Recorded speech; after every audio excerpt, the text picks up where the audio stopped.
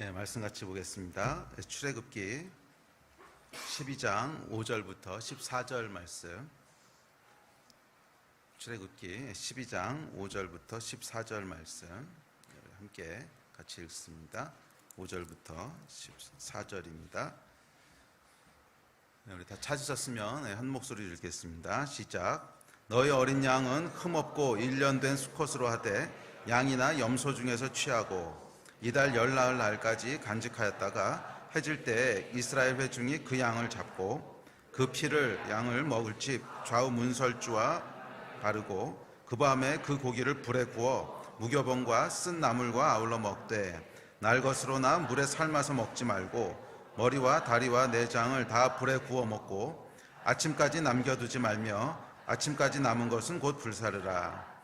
너희는 그것을 이렇게 먹을지니 허리에 띠를 띠고 발에 신을 신고 손에 지팡이를 잡고 급히 먹으라. 이것이 여호와의 유월절이니라. 내가 그 밤에 애굽 땅에 두루 다니며 사람이나 짐승을 막론하고 애굽 땅에 있는 모든 처음 난 것을 다 치고 애굽의 모든 신을 내가 심판하리라. 나 여호와라. 내가 애굽 땅을 칠 때 그 피가 너희가 사는 집에 있어서 너희를 위하여 표적이 될지라. 내가 피를 볼 때 너희를 넘어가리니 재앙이 너희에게 내려 멸하지 아니하리라. 너희는 이날을 기념하여 여호와의 절기를 삼아 영원한 규례로 대대로 지킬지니라. 아멘. 저희가 출애굽기를 살펴보고 있습니다. 지난주에 10가지 재앙에 대해서 살펴봤죠. 10가지 재앙을 통해서 이 재앙이라고 하는 것이 실제로 하나님께서 저주를 내리시고 재앙을 내리시고 이런 의미가 아니라 그것은 사실 사람 쪽에서 보고 그냥 표현한 것일 뿐이고 그 깊은 의미에 내려가 보면 하나님께서 그 보호하심을 거두신다는 거지요. 하나님께서 타락한 세상에도 또 하나님을 배반하고 떠난 그런 인간임에도 불구하고 보호의 손길을 이렇게 놓지 않으시지요. 사실 하나님께서 우리가 살 수 있는 공기를 주시고 또 마실 수 있는 물을 주시고 또 에너지원이 되는 태양을 주시고 이것을 다 거두시면은 누가 살 수 있겠어요? 사실은 아무도 존재할 수 없죠. 근데 하나님께서 성경에도 보면 죄인들에게도 햇빛과 비를 내리신다는 거예요. 그래서 살아갈 수 있도록 하시고 보호하시고 이것이 하나님 아버지의 마음입니다. 그런데 이 출애굽기에서 재앙이라고 표현되어 있는 것은 이 보호하심을 거뒀을 때 어떤 일이 벌어지는가 하는 것을 하나님께서 보여주시는 거죠. 그래서 바로가 자기 스스로가 모든 것을 통치하고 모든 것을 주관할 수 있다고 믿는 그 이제 어리석은 믿음에 대해서 네가 진짜로 통치할 수 있다고 생각해? 그럼 내가 손을 거두면 어떻게 되는지 한번 볼래? 그래서 하나씩 보여주시는 거지요. 그래서 10가지 재앙의 그 의미는 바로에게 무릎을 꿇으라는 거예요. 너는 스스로 통치하고 스스로 주관할 수 있는 자가 아니라는 거예요. 주관자, 통치자가 따로 계신데 하나님이시라는 거죠. 그것이 10가지 재앙의 이야기였습니다. 자, 오늘은 그 10가지 재앙 중에 마지막 10번째 재앙이라는 표현이 별로 어울리진 않는데 10번째 재앙이라고 불리는 그 10번째 재앙이라고 불리는 유월절 사건에 대해서 함께 살펴보려고 합니다. 근데 구약에 대해서 이제 구약을 이해함에 있어서 중요한 것은 구약은 신약에서 일어날 사건들의 어떤 모형 또는 그림자라는 표현들을 하지요. 그 얘기는 뭐냐면 구약에서 일어났던 여러 가지 스토리들과 여러 가지 이야기들은 그 자체로서도 물론 의미를 갖지만 그 내용이 그러니까 앞으로 이어질 신약 시대에 일어날 어떤 일들에 대한 것들을 상징적이고 예언적이고 비유적으로 보여주는 어떤 스토리들이라는 거예요. 그래서 출애굽 같은 경우에는 대표적으로 구원이라고 하는 것이 무엇인지에 대한 것을 상징적으로 보여주고 있는 또는 예언적으로 보여주고 있는 스토리지요. 그래서 이 400년 동안 애굽에서 비참하게 노예 생활하고 있던 이스라엘 백성이 하나님의 능력으로 말미암아 애굽을 탈출해서 약속의 땅 가나안 땅으로 들어가는 이 스토리를 통해서 신약 시대에 일어날 우리들의 구원, 세상의 노예로, 죄의 노예로 잡혀 있는 우리가 이 하나님의 능력으로 죄에서부터 해방돼서 하나님이 약속하신 축복, 약속의 땅 가운데로 들어가게 되는 이 구원의 이야기들을 이제 상징적으로 보여주고 있는 그 스토리가 구약입니다. 자, 그런 의미에서 출애굽 사건은 이제 구원 사건에 대한 어떤 모형이 되고 모델이 되는 사건인데 그 중에서도 마지막 10번째 재앙이라고 알려진 유월절 사건은 예수 그리스도에 대한 아주 직접적인 예표로 이해할 수 있습니다. 그래서 오늘은 이 출애굽 사건을 통해서 예수 그리스도의 십자가 사건이 무엇인지 이 의미에 대해서 더 깊게 살펴보려고 합니다. 유월절 사건은 여러분 잘 아시겠지만 뭐 영화로도 많이 만들어졌죠. 아주 고전적인 뭐 10개라고 하는 영화부터 시작해서 최근에 있었던 이집트의 왕자 뭐 이런 하여간 애니메이션까지 여러 번 만화 또는 영화로 만들어졌던 이제 그런 스토리인데, 그 중에 제일 마지막 클라이막스를 이루는 10번째 재앙이 유월절 사건입니다.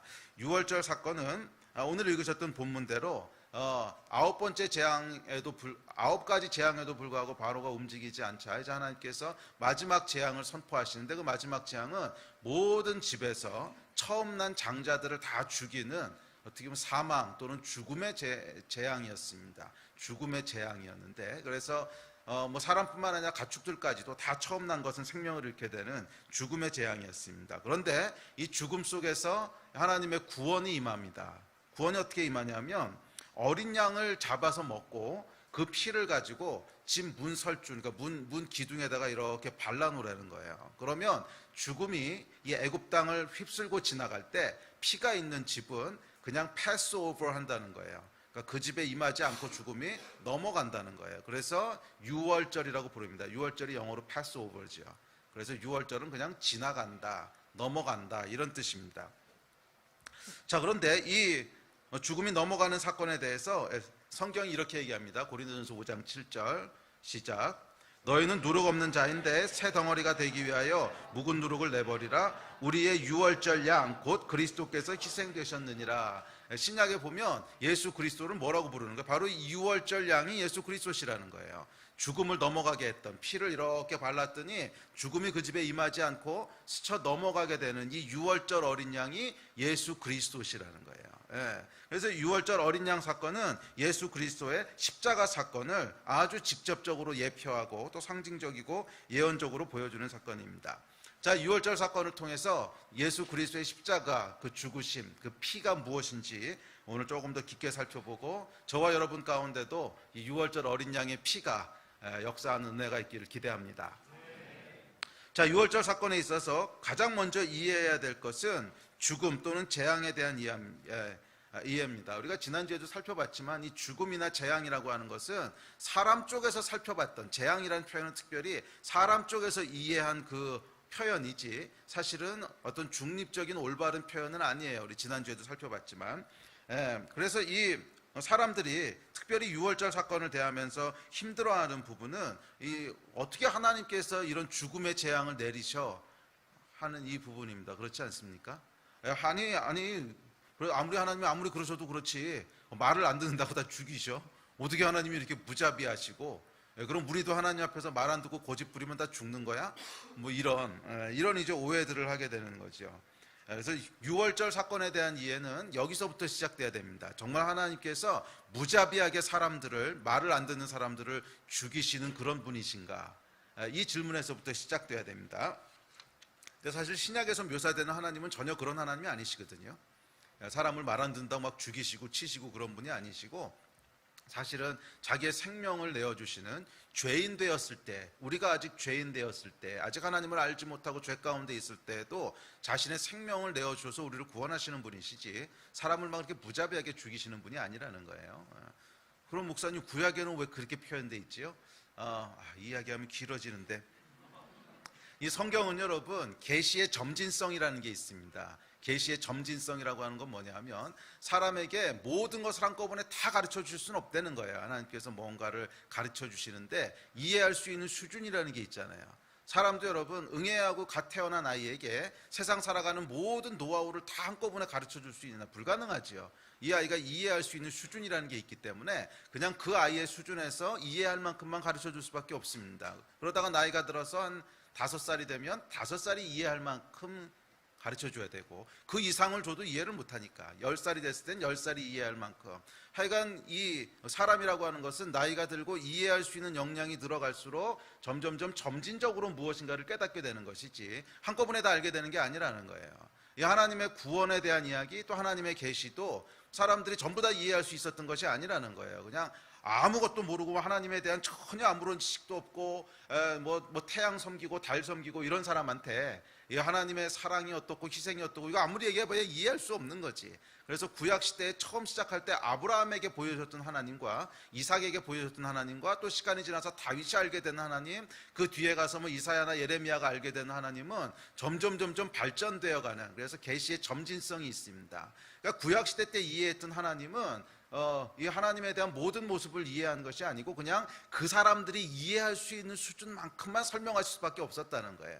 그래서 특별히 뭐 출애굽기 같은 데 등장하는 또 여호수아서에 등장하는 하나님께서 무섭게 보이고 막 죽이시고 하시는 것들은 사람이 이해한 표현이라고 하는 그 말이, 그러니까 제가 계속 반복적으로 얘기하는, 그냥 사람들이 그렇게 이해할 수밖에 없었기 때문에 그렇게 보여진 것이지 계시가 완전히 이루어진 게 아니라는 거예요. 그래서 이 하나님이 진짜 어떤 분이신지를 보려면 계시가 완성됐다고 하는 것이 예수 그리스도 그 사건이거든요. 그래서 예수 그리스도의 십자가 사건 이후에 이어지는 신약 성경이 이제 완전히 하나님이 어떤 분이신지를 묘사하고 있는 것이지, 구약은 그런 완전한 하나님을 묘사하고 있지 않습니다. 그러니까 아까도 얘기했지만 사람들이 이해할 수 있을 만한 수준에서 그냥 보여주신 거예요.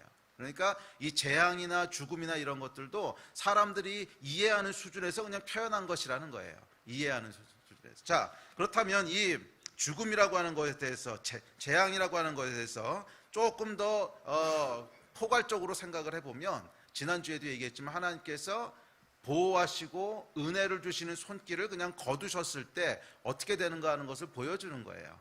그것을 보여주는 것이지 뭐 하나님께서 죽음의 저주를 내리시고 이러는 것이 아닙니다. 자, 이 출애굽 사건을 이해하기 위해서 첫 번째 이해해야 될 것은 우리의 인생이 많은 사람들이 인생을 대할 때 어떻게 생각하냐면 중립적인 하얀색 도화지 위에다가, 백지 위에다가 내가 원하는 그림을 마음대로 그려가는 거라고 생각을 해요. 그래서 어떤 사람은 나는 음악가가 될 거야, 그래서 멋있는 음악을 그려가기도 하고, 어떤 사람은 나는 뭐 과학자가 될 거야, 그래서 과학자가 되는 그림을 그려가기도 하고, 어떤 사람은 난 사업자가 될 거야. 그래서 하얀색 백지 위에다가 자기가 원하는 그림을 마음대로 그려가는 거라고 생각을 합니다. 그래서 그 위에 내가 어떤 그림을 그릴 것이냐에 따라서 뭐 성공적인 인생이 되기도 하고 실패한 인생이 된다고 생각하기도 하고, 뭐 실제 성공 실패는 모르겠지만, 또 영적으로도 뭐 어떤 사람은 그 위에 내가 영적으로 어떤 선택을 하냐에 따라서 하나님을 잘 섬기는 사람이 되기도 하고, 또 어떨 땐 불순종하는 사람이 되기도 하고, 자, 이렇게 우리가 생각을 합니다. 그래서 인생을 하얀색 중립적으로 무엇이든지 그릴 수 있는 하얀색 도화지 위에다가 내 선택에 의해서 그려가는 거라고 생각합니다. 이거 바로 요 지점이 여러분 성경이 얘기하는 우리의 인생과 정면으로 충돌하는 부분이에요. 성경은 우리 인생은 전혀 그런 게 아니라는 거예요.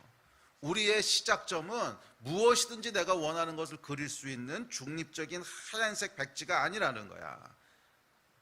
그럼 뭐라고 얘기합니까? 로마서 5장 12절에 보면 이렇게 얘기합니다. 자, 시작. 그러므로 한 사람으로 말미암아 죄가 세상에 들어오고 죄로 말미암아 사망이 들어왔나니 이와 같이 모든 사람이 죄를 지었으므로 사망이 모든 사람에게 이르렀느니라. 자, 여러분 뭐라 그래요? 모든 사람이 죄를 지었으므로 사망이 모든 사람에게 이르렀다는 거예요. 자, 우리는 흔히 어떻게 유월절 사건을 오해하냐면 사망이 우리하고는 관계없다고 생각해. 사망은 저기 멀리 있는 거고 나하고는 아무 상관이 없는 건데, 어느 하나님께서 이 저주인 사망을 가지고 와가지고서 우리 삶 가운데 저주받아라 그러고 던져놨다고 생각을 하는데, 성경이 전혀 그렇게 얘기하고 있지 않다는 거예요. 사망이 이미 모든 사람의 집 앞에 이르러 있다는 거예요. 이해가 됐어요? 이게 성경이 얘기하는 우리의 상황이라는 거예요.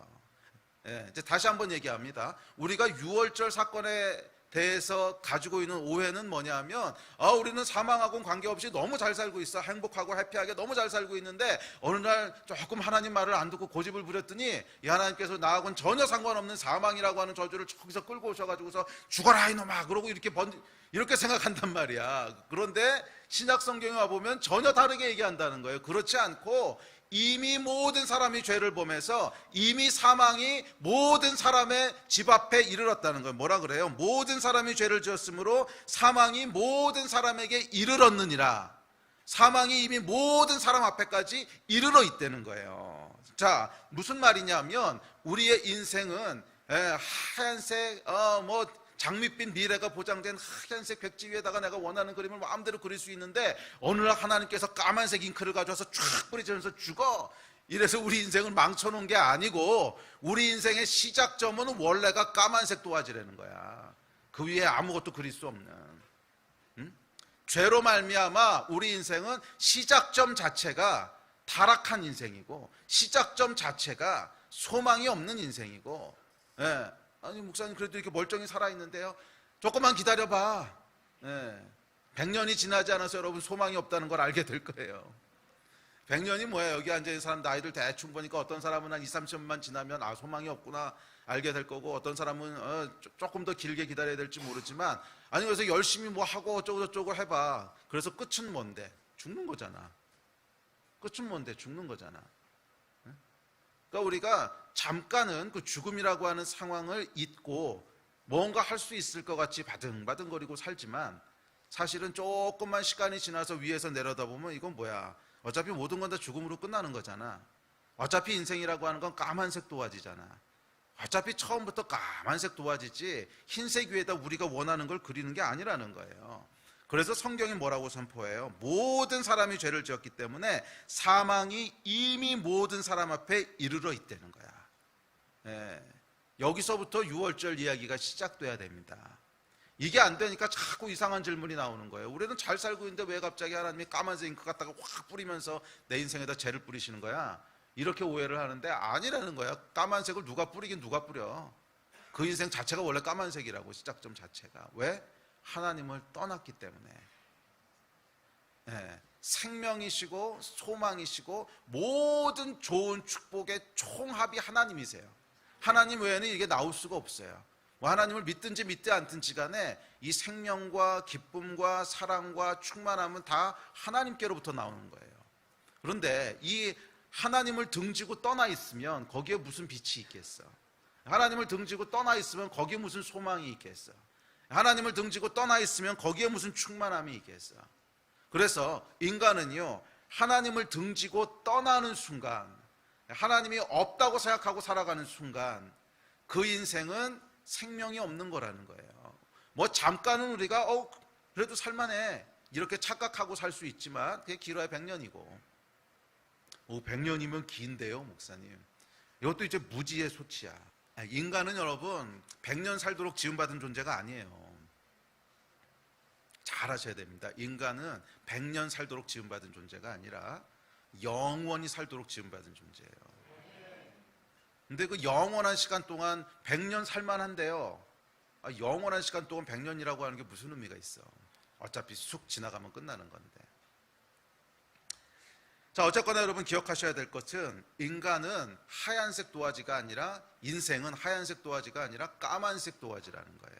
우리의 출발점 자체는 하나님과 상관없이 이미 죽음이 우리 앞에 이르러 있다는 거예요. 아멘. 자, 그렇다면 왜 사망이 모든 사람 앞에 이르게 됐습니까? 왜 인간은 그 시작 자체가 까만 도화지가 되어버렸을까요? 아까 읽으셨던 5장 12절, 우리 5장 12절에 의하면 죄 때문이라는 거예요. 죄. 한 사람으로 말미암아 죄가 들어왔고 죄로 말미암아 사망이 들어왔대요. 성경이 얘기하는 죄는 여러분 하나님으로부터 분리되는 것입니다. 하나님으로부터 등을 돌리는 걸 죄라 그래요. 그래서 모든 다른 죄들은 여기서부터 나오는 거예요. 하나님으로부터 등을 돌리는 것. 그래서 하나님으로부터 한 사람이 등을 돌렸어요. 아담과 하와의 얘기지요. 그래서 죄가 들어오게 됐습니다. 그리고 이 죄로 말미암아 사망이 들어오게 됐다는 거예요. 아담과 하와의 선악과 사건으로 인해서 인간은 하나님을 떠나서 살게 됐습니다. 그리고 이렇게 떠나서 살게 된 결과는 사망이라는 거예요. 성경이 이렇게 얘기합니다. 우리 다음 구절, 로마서 6장 23절 시작. 죄의 삭은 사망이요. 그러니까 죄는 하나님으로부터 등을 돌려서 떠나 사는 건데, 그 삭이라고 하는 결과라는 뜻인데, 죄의 결과는 뭐라는 거예요? 사망이라는 거예요. 죽음이라는 거예요. 자, 이 말을 여러분 잘 이해하셔야 되는데, 이 말은 그러니까 아까처럼 또 오해할 수 있습니다. 하나님이 너 죄 졌어? 그럼 죽어 임마. 그리고 죄의 결과로 죽음을 주신다는 뜻인가? 에? 어떻게 생각하세요 여러분? 죄의 결과는 사망이래. 죄의 결과는 사망이래. 그럼 이 뜻은 이렇게 하나님이 내려다보시다가 네가 죄 졌어? 에이 놈 자식아 너는 죽어라! 탁 사망 이러고 하신다는 뜻이에요? 사망이라고 하는 것이 죄에 대한 형벌입니까? 아니요, 여러분. 이게 잘못된 생각이에요. 이 죄의 결과는 사망이라는 뜻은 형벌이 아니라 원리를 얘기하는 거예요. 잘 이해하세요, 여러분. 형벌이 아니라 원리라는 거예요. 형벌이 아니라 원리라는 거예요. 자, 원리라는 말을 이해하기 위해서는 이걸 이해하시면 됩니다. 사람이 여러분 아무런 보호 장비도 없이 아무런 뭐 우주복 같은 것도 안 입고 맨몸으로 우주에 나가면 어떻게 됩니까? 안 나가보셔도 모르세요? 맨몸으로 우주에 나가면 어떻게 돼요? 좀 반응 좀 해봐. 어떻게 돼? 맨몸으로 우주에 나가면 죽지요. 바로 죽습니다. 사람이 우주에 나가면 바로 죽습니다. 왜? 원리지 그게. 사람은 우주에서 살 수 있는 그런 게 아니야. 원래 지음 받기를 그냥 적당한 환경 속에서만 살아갈 수 있도록. 그러니까 대기도 조성돼 있고 거기 산소도 있고 그다음에 적당한 중력도 있고 압력도 있고 이런 상황 속에서 살아갈 수 있도록 지음 받았기 때문에 그 상황을 벗어나게 되면은 생명을 유지할 수가 없습니다. 그거는 그냥 원리예요, 원리. 자, 사람이 우주에 나가면 죽는다. 이게 여러분 형벌입니까, 원리입니까? 이건 원리지요. 우주에 나가서 죽는 게 형벌이 아니잖아. 우주에 나가서 죽는 거는 원래 그런 거야, 원래 그렇게 지음을 받은 거야. 자, 여러분, 이것이 죄의 삭슨 사망이란 말의 뜻입니다. 사람은 말이에요, 하나님으로부터 떠나면 형벌을 받아서 죽는 게 아니라 그냥 죽는 게 원리예요.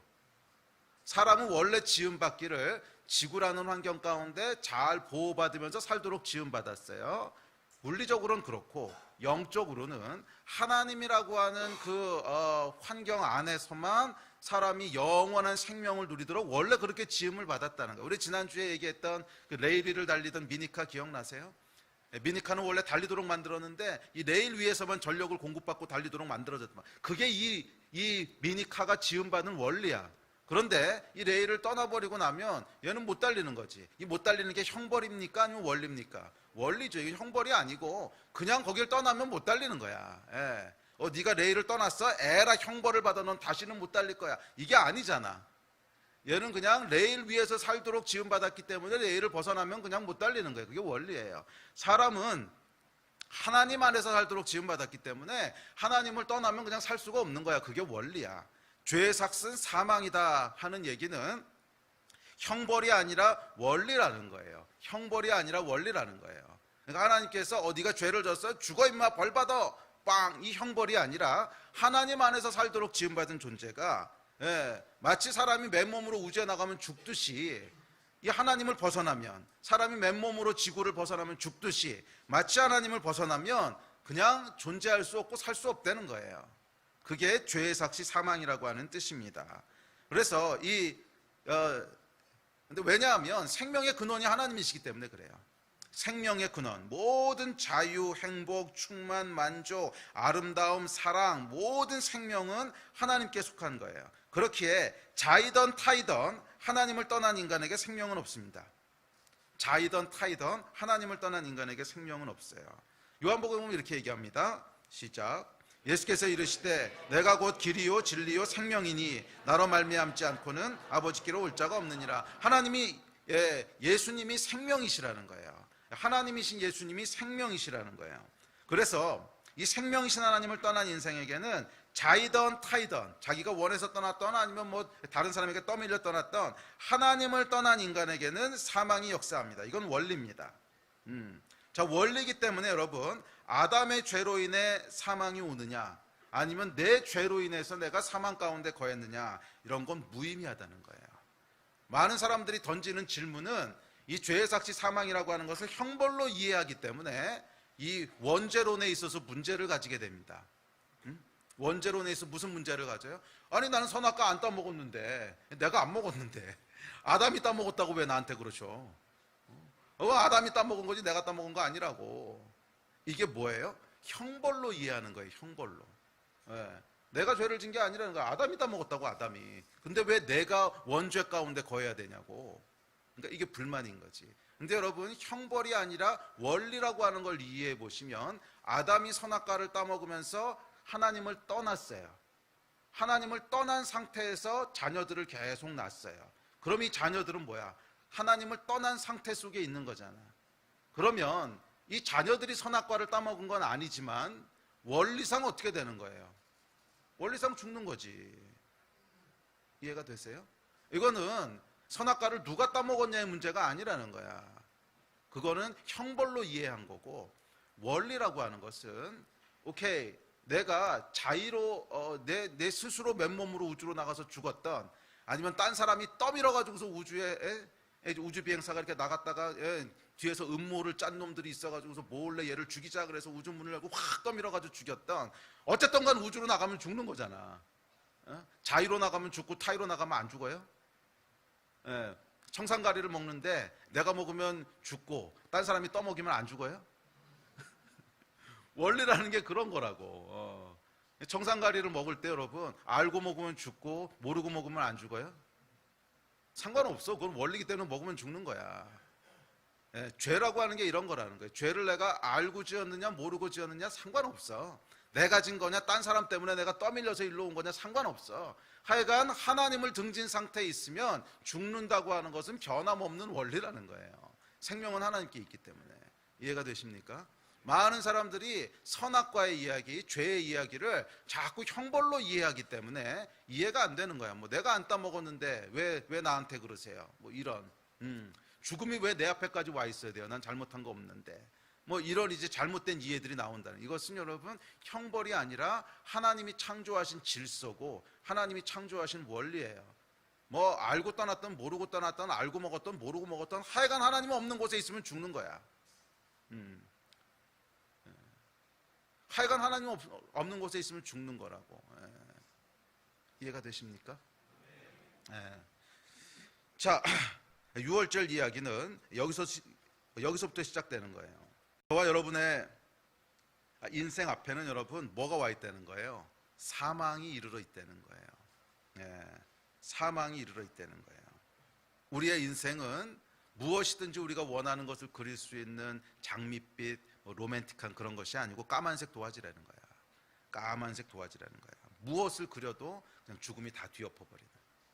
그렇잖아요. 무엇을 그려도 그 위를 죽음이 다 뒤엎어버리지. 뭐 다른 거 남는 거 있습니까? 뭐 이건이라고 다르겠고 아인슈타인이라고 뭐 달라요? 뭐 대단한 인생을 사는 것 같았지만 결국 마지막 장에 가보면 뭐예요? 까만색 물감이 쫙 뿌려지면서 끝나는 거잖아. 그 사람이 뭘 그렸든지 간에 까만색으로 쫙 칠하고 끝나는 거잖아. 뭐예요 여러분? 사망이 우리 앞에까지 이르러 있다는 거예요. 오호라, 이 사망의 몸에서 누가 나를 건져낼까? 로마서 말씀입니다. 같이 읽어봅시다. 시작. 오호라, 나는 공고한 사람이로다. 이 사망의 몸에서 누가 나를 건져내랴? 우리 주 예수 그리스도로 말미암아 하나님께 감사하리로다. 아멘. 그래서 이제 이 사망이 우리에게 이르러 있는, 이 하나님을 떠났기 때문에 피할 수 없는 죽음 가운데 있는 인간에게 새로운 소망을 하나님께서 주시는데, 그것이 바로 이 출애굽의 이야기입니다. 6월절의 이야기예요. 사망이 너희 앞에 이르렀느냐? 방법이 있다는 거야. 이 사망을 피해갈 방법이 있다는 거야.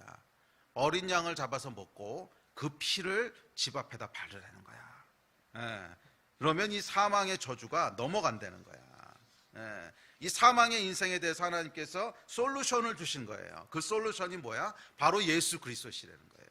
아멘. 예수 그리스도를 십자가에 죽이심으로 그 피로 모든 사람을 구원하셨어요. 사망에서 건지셨습니다. 자, 로마서에 보면 이렇게 얘기합니다. 시작. 모든 사람이 죄를 범하였음에 하나님의 영광에 이르지 못하더니 그리스도 예수 안에 있는 속량으로 말미암아 하나님의 은혜로 값없이 의롭다 하심을 얻은 자 되었느니라. 이 예수를 하나님이 그의 피로써 믿음으로 말미암는 화목제물로 세우셨으니 이는 하나님께서 길이 참으시는 중에 전에 지은 죄를 간과하심으로 자기의 의로우심을 나타내려 하심이니, 예수 그리스도를 화목제물로 십자가에 죽이심으로 이 죽음의 저주에서 우리를 풀어놓으셨다는 거예요. 우리를 값없이 은혜로 구원하셨다는 거예요. 사실은 값없이 은혜로 구원하신 건 아니지. 대가를 치르셨지. 예수 그리스도의 생명이라고 하는. 그렇지만 우리에게 뭔가를 요구하지 않으시고 우리를 사망에서 건지셨다는 거예요. 자, 여기에 대해서도 사람들은 질문합니다. 왜 꼭 예수를 죽이셔야 됩니까? 그냥 구원해 주시면 안 됩니까? 여러분 혹시 그런 질문 해보셨어요? 아니, 하나님이 사랑으로 우리를 구원하신다면 뭐 굳이 예수를 죽이셔야 돼? 그냥 구원하시면 안 되나? 그냥 구원하시면 안 되나? 여기도 이유가 있습니다. 이것은 하나님의 공의의 문제이기 때문에 그렇습니다. 공의라고 하는 건 뭐냐 하면, 공의라고 하는 것은 질서예요. 공의라고 하는 건 질서인데, 원인이 있으면 그 원인에 해당하는 결과가 나오는 거예요. 그걸 공의라 그래요. 그렇죠? 죄를 졌으면 벌을 받아야 돼요. 이걸 공의라 그러는 거예요. 좋은 일을 했으면 칭찬 또는 상을 받아요. 이걸 공의라 그러는 거예요. 콩을 심으면 콩이 나와요. 이걸 공의라 그러는 거야. 그런데 콩을 심었는데 콩이 안 나온다든지, 어떨 땐 콩이 나오는데 어떨 땐 팥이 나오고 어떨 땐 아무것도 안 나와. 그럼 이거는 불의한 거야. 공의가 이런 뜻이라는 거예요. 네. 이해가 되세요? 공의는 질서고, 원인이 있으면 그 원인에 합당한 결과가 나오는 거예요. 이것이 이제 공의입니다. 자, 그런데 만약 공의가 깨어진다면 어떨까 한번 생각해 보세요. 아까도 얘기했지만 이제 농부가 이제 농사를 지려고 옥수수를 열심히 심었어요. 열심히 심고 땀을 뻘뻘 흘려가면서 일을 했는데, 어떨 때는 옥수수가 나오고 어떨 땐 거기서 도마도가 나오고 어떨 땐 아무것도 안 나와. 그럼 여러분, 사는 게 참 힘들지 않겠어요? 응? 열심히 일했는데 나올지 안 나올지 몰라. 예. 그리고 나는 옥수수를 기대했는데 토마토가 나오기도 해. 토마토는 그래도 괜찮아. 옥수수를 기대했는데 무가 나왔어. 저는 무는 참 싫어하거든요. 무가 나왔어. 그러면 어떡할 거야? 이 인생이 여러분 참 힘들 겁니다.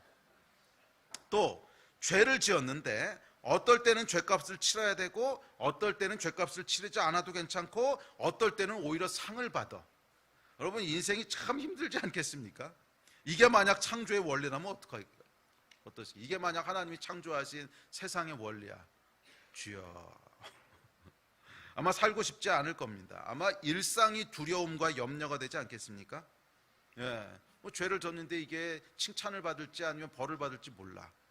또 내가 뭔가 정말 성심성의껏 남을 도와주고 선행을 했는데 이게 그래서 칭찬을 받는 건지, 이 선행을 했기 때문에 감옥에 가야 되는 건지, 아니면 선행을 했는데 아무런 일이 없는 건지 전혀 예측할 수가 없어. 공의가 다 깨졌어. 그럼 여러분, 사는 거 진짜 힘들지 않겠어요? 아마 삶 자체가 불가능하지 않겠어요? 내가 무엇을 해야 될지를 모르잖아. 내가 어떤 행동을 했을 때 그 결과가 랜덤하게 나오는 거야. 어떨 땐 그것 때문에 내가 죄를 졌어, 감옥에 가, 뭐 이런 말을 들어야 되기도 하고, 어떨 때는 막 칭찬도 받고 어떨 때는 아무것도 안 일어나고 막 랜덤하게 일어나. 이게 뭐야? 공의가 깨진 거거든. 만약 세상이 이렇다면, 이게 하나님이 창조하신 질서라면 여러분, 일상이 염려고 일상이 두려움이지 않겠어요? 뭔가 해놓고선 얼마나 두렵겠어. 이 결과는 또 뭐가 나오는 거지? 칭찬이야?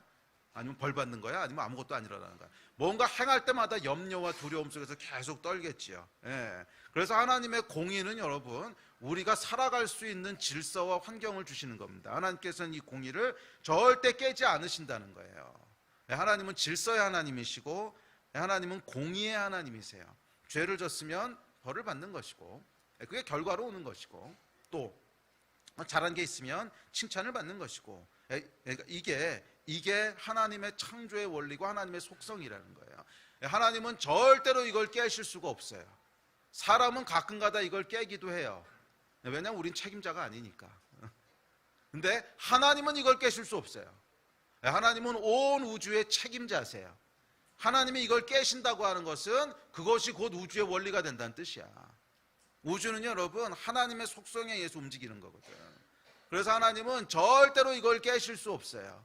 질서를 깨시지 않고 공의를 깨시지 않는다는 거야. 그런데 불행하게도 사람이 죄를 지었습니다. 그런데 하나님께서 마치 아무 일도 없었던 것처럼 그냥 아이 괜찮아 이번엔 용서해 줄게, 이렇게 하는 게 정말 여러분 괜찮다고 생각하세요? 이게 정말 괜찮다면 조국 사태 때는 왜 그렇게 난리들 치셨어?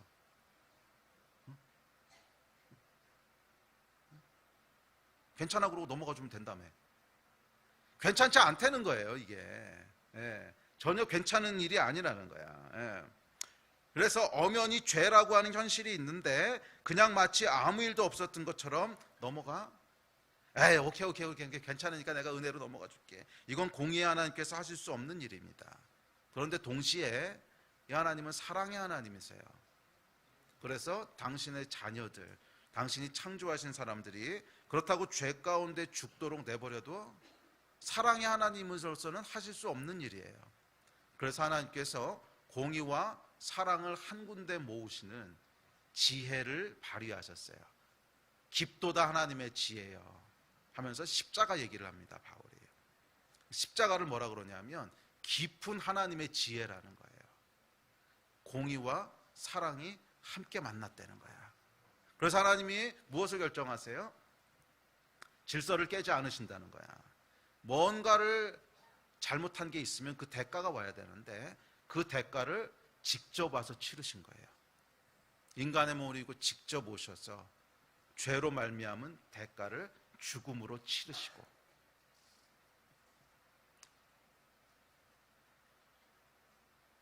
모든 자녀들을 주의 사랑으로 구원하신 거예요. 이게 여러분 십자가입니다. 그러니까 십자가에는요 하나님의 사랑과 하나님의 공의가 함께 드러나 있어요. 이게 하나님의 지혜라는 거야. 아멘. 그래서 이 하나님의 지혜로 말미암아 우리는 죄값을 치르지 않지만 누군가는 죄값을 치르셨다는 거예요. 하나님의 공의를 지키셨다는 거예요. 죄가 있었기 때문에 그 죄에 해당하는 아주 쓰고 고통스러운 결과를 치렀다는 거예요.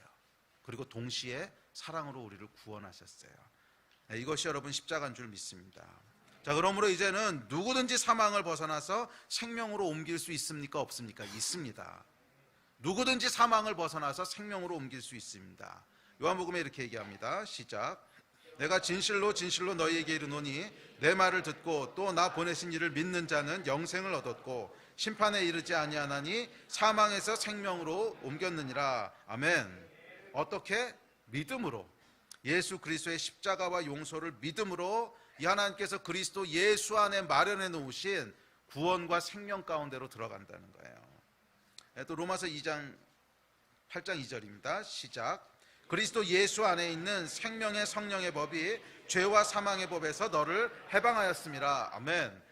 십자가를 통해서 그리스도 예수 안에 사망을 벗어난 생명을 마련해 놓으셨다는 거예요. 그래서 이제 누구든지 그 안으로 들어오라는 거야. 누구든지 예수 그리스도의 피 안으로 들어오라는 거예요. 유월절 사건 때 피를 집에다가 이렇게 둘러서 해놓으면 그 안에 있는 자는 다 구원을 얻었듯이 이것이 예수 그리스도의 십자가의 사건의 예표라는 거예요. 그래서 십자가를 통해서 예수님이, 하나님께서 예수의 피로 문설주의 피를 바르듯이 이렇게 피를 발라 놓으셨다는 거야. 그래서 그 안으로 다 들어오라는 거야. 그리스도 예수 안으로 들어오라는 거야. 피를 발라놓은 이 안으로 들어오라는 거야.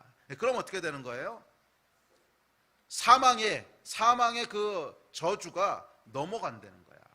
패스오버 한다는 거예요. 이것이 여러분 복음이고 구원인 줄 믿습니다. 자, 그런데 여러분, 이것을 이해하는 것보다 더 중요한 게 있습니다. 사실은 이 구원과 복음과 십자가에 대한 것은 뭐 얼마든지 설명할 수 있습니다. 얼마든지 그 원리가 무엇이고 구원이 어떻게 일어나는 건지 얼마든지 설명할 수 있는데, 사실은 여러분 이것을 꼭 이해해야만 구원을 받는가? 그건 아니에요. 사실은 이해보다 더 중요한 게 있습니다. 아마 이 가운데 그런 분도 분명히 있으실 거예요. 난 이해가 안 돼. 그래서 못 믿으시는 분 분명히 있을 거야. 뭐 예수의 십자가가 도대체 뭔지 이해가 안 되고, 뭐 굳이 하나님께서 그렇게 하셔야 되는지, 목사님이 뭐라고 말씀을 하셨는데 뭐 귀에도 잘 안 들어오고, 그렇다고 꼭 그렇게 하셔야 돼, 전능하시다면 뭐 좀 그냥 구원하실 거면 처음부터 나를 타락하지 않게 만드시든지, 그럼 아예 그냥 아담과 하와를 만드실 때부터 죄를 안 짓게 만드시면 될 거 아니야. 뭐 약간 별의별 의문들이 전부 다 있을 거예요. 이해합니다. 뭐 그런 의문들이 있죠. 그런데 이 의문들을 다 이해해야만 구원을 받을 수 있는 건가? 아니요, 여러분. 그 의문보다 훨씬 더 중요한 게 있습니다. 생각해 보세요. 애굽에 있던 이스라엘 사람들 입장에 한번 돼 봅시다. 이 사람들도 물어볼 수 있었을 거예요. 꼭 피를 발라야 해요? 물어볼 수 있잖아요. 그냥 구원해 주시면 안 돼요? 뭐 아시잖아요. 제가 이스라엘에서 유대인인 거 척 보면 아시잖아요. 얼굴 색깔이 달라. 이집트 사람이랑 유대인들은 얼굴 색깔이 달라요. 코 높이도 달라요. 척 보시면 아시는데 그거 꼭 피를 발라야 돼요? 왜 꼭 양의 피해야 돼요? 돼지 피 바르면 안 돼요? 여러분 잘 생각해 보세요. 이스라엘 백성이 왜 꼭 양을 잡아서 피를 발라야 되는지 이해할 수 있었을까요? 이해하지 못했을까요? 단언컨대 거의 다 이해 못했어요. 태반은 이해 못했다고. 왜 꼭 피를 발라야 되지? 거기 이제 생각하기 좋아하는 사람이 있었으면 분명히 물어봤을 거야. 왜 꼭 피를 발라야 되지? 왜 꼭 피를 발라야 돼? 하나님이 대충 얼굴 보시면 다 알 텐데. 이 집 사람, 이 집 사람, 이스라엘 사람 이렇게 갈라놓고 죽이고 살리고 하면 되는데 굳이 왜 피를 발라 그래? 그것도 왜 양이야? 꼭 양은. 뭐 돼지 잡아서 바르면 안 돼? 뭐 아니면 여기 집 앞에 보니까 비둘기들 많은데 몇 마리 잡아서 이렇게 바르면 안 돼? 이해했을까요? 못했을까요? 단언컨대 태반은 이해 못했을 겁니다. 피를 바르는 것과 죽음이 넘어가는 게 무슨 상관이다냐? 나는 죽어도 이해 못하겠다. 이런 사람 분명히 있었을 거예요. 꼭 양의 피야 돼? 돼지 피는 안 돼? 오케이, 돼지 피 한번 발라볼까? 이런 사람이 있었을지도 몰라요. 그래서 돼지 피를 발랐어. 어떻게 됐을까 이 사람은? 죽었지. 아니면 뭐 꼭 피를 발라야 돼? 난 이해가 안 가. 그래서 안 발랐어. 어떻게 됐을까 이 사람? 죽었지. 자, 그런데 반대로 어떤 사람이 심지어 이스라엘 사람이 아니야. 애굽 사람이야. 그런데 소문을 이렇게 들어보니까 무슨 하여간 뭔가가 있어서 이스라엘 사람하고 친하게 지내던 애굽 사람이 하나 있었어. 근데 이스라엘 사람이 귀뜸을 해준 거야. 그거 알아? 이제 내일 이렇게 사망이 이렇게 지나가는데 이게 이렇게 뭔 말인지 이해는 안 돼. 뭐 사망이 지나간다는 게 무슨 얘기인지, 양 잡아서 피 발리라는 게 무슨 얘기인지, 도무지 하나도 이해가 안 돼. 근데 하나는 알겠어. 오늘 밤 죽는다는 거야. 오늘 밤 죽는다는 거야. 죽는다는데 여러분, 이해가 되고 안 되고 따지고 있겠어요? 아니, 오늘 밤 죽는다는데, 오늘 밤 그 집에 장자로 태어난 사람은 다 죽는다는데 그거 따지고 있겠냐고. 이해가 안 돼. 이해가. 돼지 피는 왜 안 되고 왜 양의 피해야 되고 그걸 왜 문설주에다 발라? 이걸 문설주가 아니고 밑에다 바르면 안 되는 거야? 집안에다 발라놓으면 이러고 있겠냐고. 오늘 밤 죽음이 온다는데. 이해는 안 되지만 이 사람은 죽음이 온다는 말 때문에 그 절박함으로 양을 잡아서 피를 발랐어. 어떻게 됐을 것 같으세요? 살았지. 여러분은 어느 쪽이세요? 이해가 안 가. 고민하는 철학자십니까? 아니면 당장 오늘 밤 죽는다는데 이 문제를 어떻게 할 건가? 죽음 앞에선 절박한 인간입니까? 우리의 영원을 가르는 생명은 바로 여기서요. 바로 여기에요. 이해가 되든지 안 되든지 일단 살아야 될 거 아니야. 이해가 안 되면 죽을 거요? 이해가 안 되면 죽을 거냐고. 오늘날 여러분, 사람들이 구원받지 못하는 진짜 이유는요, 이해가 안 되기 때문이 아니에요. 절박함이 없기 때문에 그런 거지. 사람들이 구원받지 못하는 이유는 이해가 안 되기 때문이 아니라고. 이해가 안 돼도요, 절박함이 있는 사람은 양 잡아서 피 발라. 안 그렇겠어? 오늘 밤 죽는다는데. 양 잡아서 피 발랐던 이 수십만 이스라엘 백성 중에 이걸 다 이해하고 바른 사람은요, 아마 한 명도 없었을 거야. 모세도 이게 뭔지 다 몰랐을걸. 왜?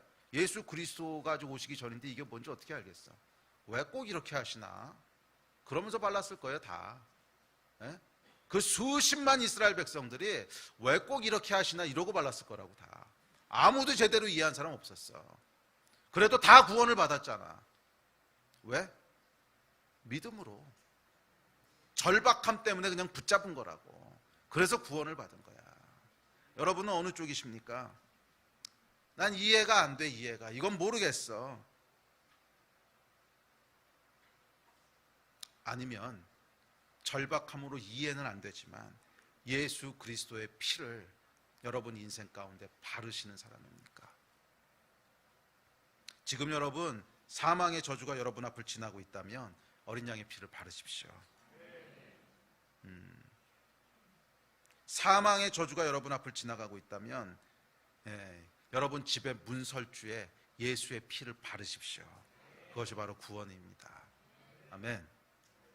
아멘. 우리 한 가지 이야기만 나누고 함께 기도합시다. 우리 예배팀 나오십시오. 지금도 여러분 유대인들은 이 6월절 절기를 지킵니다. 오늘 읽으셨던 본문의 제일 마지막에 보면 이 절기를 계속 지키라고 얘기하시죠. 절기를 자손 대대로 지키라고 합니다. 너희는 이 날을 기념하여 여호와의 절기를 삼아 영원한 규례로 대대로 지킬지니라 이렇게 말씀하셔서 한 3,500년 4,000년이 지났음에도 불구하고 지금도 유대인들은 계속 6월절 절기를 지킵니다. 제가 아는 미국 자매님 한 분 계신데 이분이 유대인한테 시집을 가셨어요.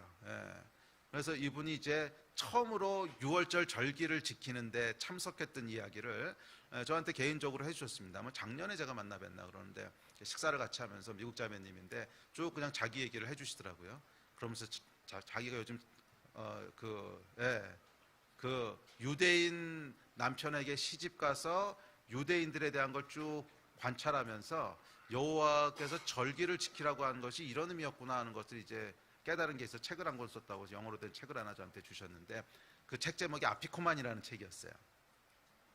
근데 이분이 그 나눠주시는데 뭐라 그러시냐면 자기가 처음에 그 6월절 섬기러 갔더니 그 6월절 하여간 절기를 한데 참석했는데 굉장히 생소했다는 거예요. 미국 사람인데 그 시댁에 가서 6월절을 지키니까 굉장히 생소했겠죠. 그래서 6월절 예식 행사를 세데르라고 부르는데 세데르는 그냥 순서, 행사 이런 뜻입니다. 근데 세데르 인도자가 있는데 이 세데르 인도자가 예식을 인도하는 중에 무교병을 가지고 나옵니다. 무교병은 이제 6월절 보면 이제 무교병 먹으라 그러죠. 그래서 그 누룩을 넣지 않은, 그러니까 이스트를 넣지 않은 빵인데 이것을 이제 맛자라 그럽니다. 맛자. 그래서 아마 이제 먹어보신 분들이 있을 텐데 이 맛자는 뭐하고 똑같냐 하면요 참 크래커랑 똑같아요. 참 크래커를 이렇게 이만하게 만들어 놓은 맛자입니다. 그러니까 이만한 한 이 A4 용지 반만하게 만들어 놓은 게 이제 맛자인데 이 참 크래커를 아니지 맛자를 이렇게 세 개를 겹쳐서 이렇게 세데르 인도자가 들고 나와요. 그다음에 세 개 중에 가운데 맛자를 이렇게 뺍니다. 그래서 반으로 딱 쪼개요. 쪼개서 이 쪼갠 맛자를 하얀색 천으로 이렇게 쌉니다. 그리고 이 세데르 인도자가 이것을 집안 어딘가에다 이렇게 숨겨요. 그러면 마지막에 아이들이 보물찾기 하듯이 그걸 뭐라 그러냐면 이 쪼개서 천으로서 숨겨놓은 거를 아피코만이라고 그러는 거예요. 근데 아피코만을 아이들이 찾으러 가요. 그래서 막 보물찾기 하듯이 재밌게 찾아서 찾았다 그러고 이것을 찾아오면 걔한테 선물을 줍니다. 선물을 주고 6월절 행사 맨 마지막이 이 아피코만을 다 같이 먹는 거예요. 그러고 6월절이 끝납니다. 이분이 이게 궁금했어요. 무슨 뜻인지. 그래가지고 물어봤습니다. 이 맛자 세 개는 도대체 무슨 뜻입니까? 그때 세데르 인도하는 분이 이 맛자 세 개는요 아브라함과 이삭과 야곱입니다. 그러더래요. 그러면 이삭을 왜 쪼갭니까?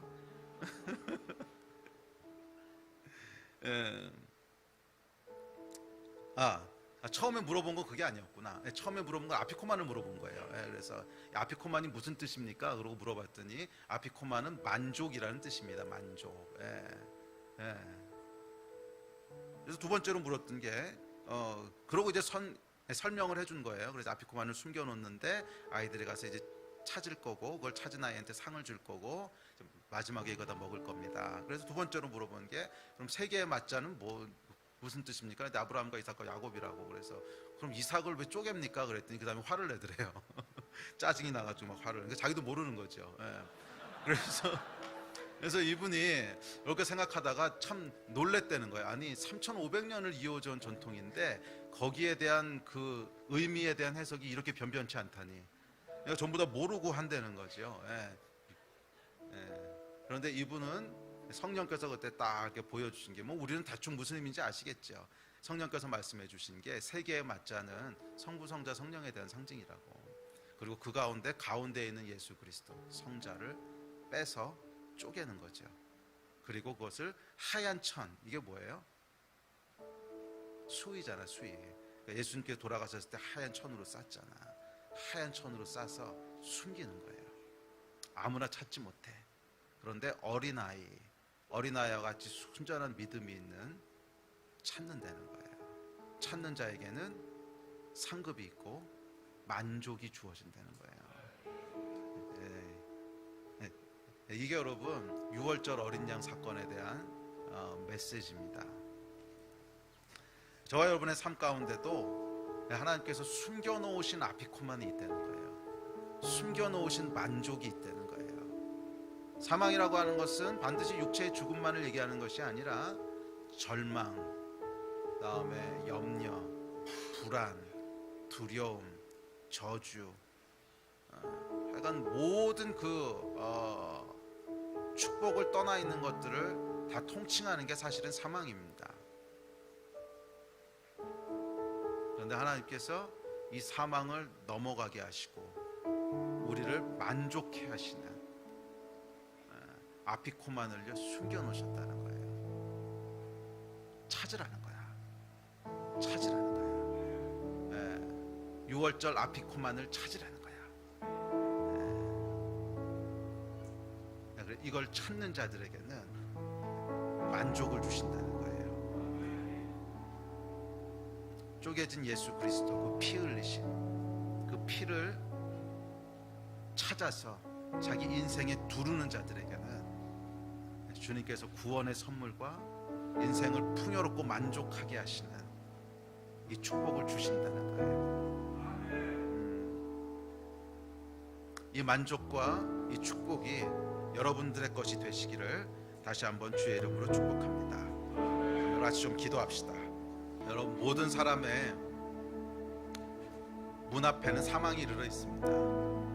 보지 못하는 것뿐이지 모든 사람의 문 앞에는 사망이 이르러 있습니다.